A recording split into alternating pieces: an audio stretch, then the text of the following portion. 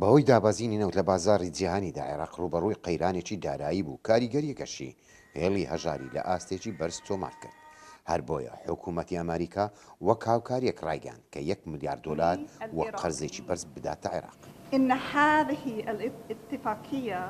ئەم گرێبەستە بریتیە لە هەماهەنگی نێوانگەل و حکوومەتەکانی وڵاتە یەکگرتووەکانی ئەمریکا و عێراق.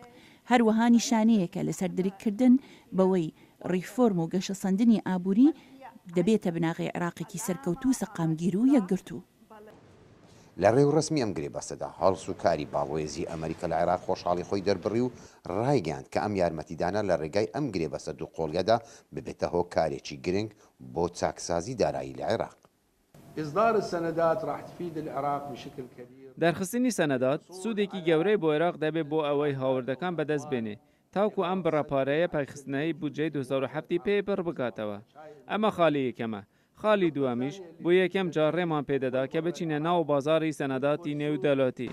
لە ڕووی ئەم قەرزە و دەستپێشخەریە ویلایەتە یەکگرتووەکانی ئەمریکا بۆ یەکەم جار عێراق بە سەنەدات بەشداری خۆی لە بازاری بۆرسەی جیهانی نواند و ئەم بڕا قەرزەیەش ببێتە پاڵپشتێک کە بە یەکسانی گەلی عێراق سوودی لێوەربگرێت. لە بەغدا و نزار عەبدوڵڵا، دەنگی ئەمریکا.